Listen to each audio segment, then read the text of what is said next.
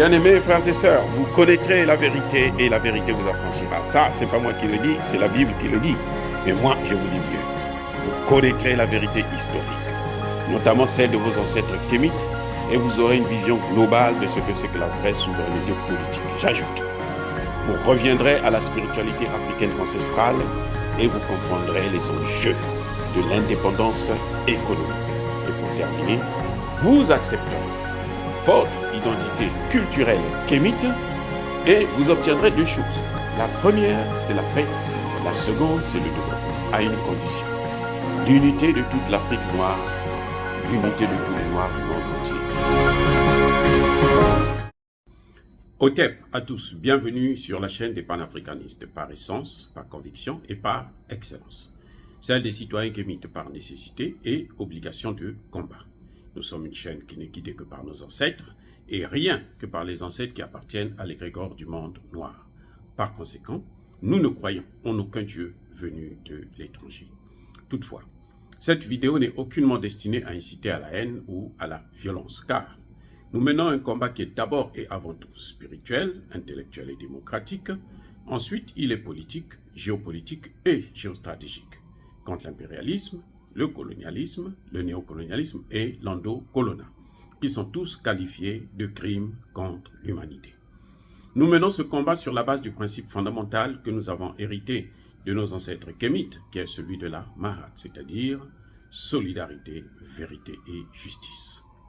Vous êtes donc en droit de connaître la vérité, et nous avons l'obligation de vous dire la vérité, rien que la vérité, afin que justice soit rendue au continent africain. Et ça, c'est notre modeste contribution dans cette noble lutte en faveur de la souveraineté, la dignité, la solidarité et l'unité africaine. C'est ça que nous appelons le panafricanisme. Bien-aimés frères et sœurs, ici aux États-Unis, ça chauffe. En tout cas, c'est une bombe qui est en train de s'éclater. Il y aura des gens qui vont forcément laisser des plumes. Le président des États-Unis, Joe Biden, son fils, Hunter Biden, les FBI, et alors c'est le Twitter, c'est la bouillabaisse. Tout a commencé il y a quelques années, où Hunter Biden, le fils de Joe Biden, est allé déposer son ordinateur en réparation. Il a oublié de venir récupérer son ordinateur. Le répareur, après plusieurs mois, s'est accaparé donc de l'appareil. Et il ouvre l'appareil, il regarde, il découvre des dossiers très, très compromettants. Il prend ces dossiers, il va déposer ça au FBI avec l'ordinateur. 1 an avant l'élection de son père. 1 an avant. Et dans cet ordinateur, donc, il y a des dossiers compromettants pour son père, pour lui-même, et pour le fils et pour le père. Et aujourd'hui, les sondages montrent que 53% des gens qui ont voté pour Joe Biden disent que si nous on avait ces informations, on n'aurait pas voté pour lui. Donc c'est une histoire très très très compliquée. Alors, le FBI prend le dossier et le FBI bloque le dossier. Il ne fait pas sortir cette affaire.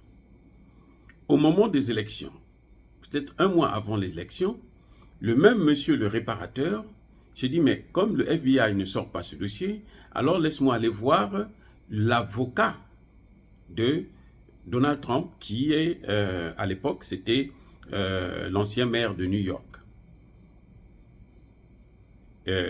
Giuliani. Et il prend le dossier, il va donner à un journal New York Post, qui va sortir certaines informations. Alors tout de suite, on a commencé à taper sur New York Post, et Twitter a bloqué le compte de New York Post.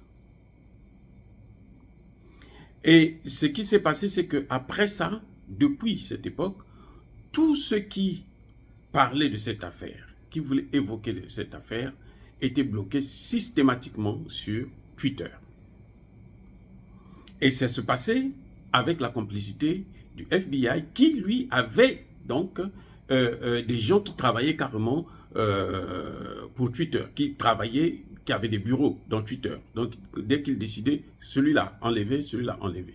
C'est peut-être même pour ça qu'on avait fermé mon compte YouTube. Parce que après Twitter, ils vont aller vers Facebook et YouTube aussi pour voir qu'est-ce qui s'est passé dans cette période-là. Donc, on censurait les gens n'importe comment au point où beaucoup des représentants, l'équivalent des députés en France et en Afrique, beaucoup des représentants vont trouver leur compte bloqué par Twitter. Et ça, c'était sans savoir que, eh bien, plus tard, donc il y a quelques mois, le riche homme Elon Musk va acheter Twitter à coût de milliards de dollars. Il achète Twitter, il observe, il constate qu'effectivement, il y a des dossiers compromettants dans cette affaire, puisque Twitter avait bloqué même le compte de Donald Trump. Donc, il se dit, mais il y a quelque chose qui ne va pas. Il va mettre des journalistes derrière cette affaire qui vont regarder et qui vont sortir donc une bombe. Une bombe qui implique donc le Hunter Biden, son père Joe Biden, le FBI. On parle même de Barack Obama parce que apparemment c'est depuis son époque qu'ils avaient ficelé le système pour que les informations soient vraiment contrôlées au niveau du FBI et des réseaux sociaux. Donc la liberté de la presse a été compromise. Et une enquête est ouverte tout de suite.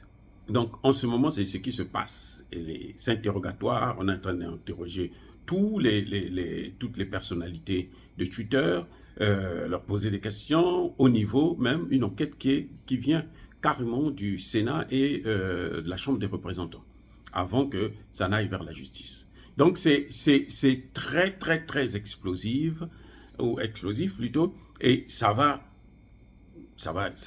éclater. Dieu merci que au moins ici nous avons cette possibilité, en tout cas pour nous qui payons les taxes, nous payons des taxes, nous voulons savoir ce qui se passe exactement. C'est différent de ce qui se passe en France où Nicolas Sarkozy peut aller tuer des gens en Libye, peut aller tuer des gens en Côte d'Ivoire et personne n'en parle.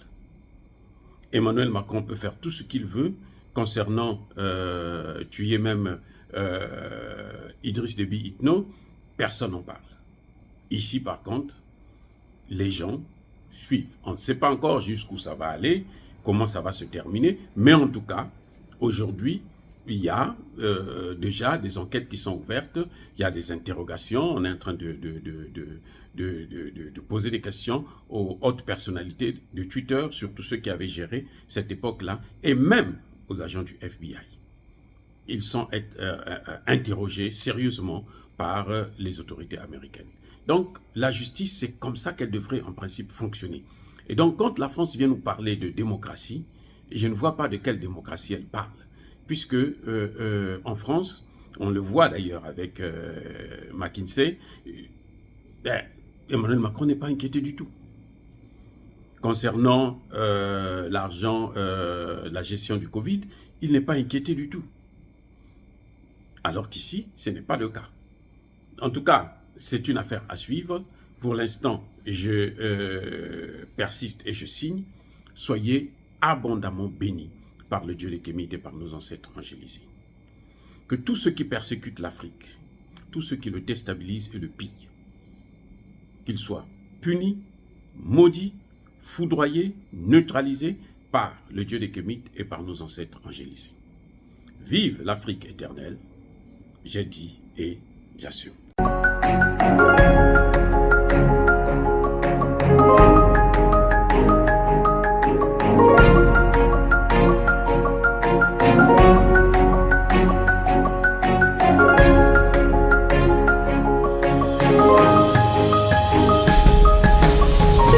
Eux, ils marchent par la foi et non par la vue.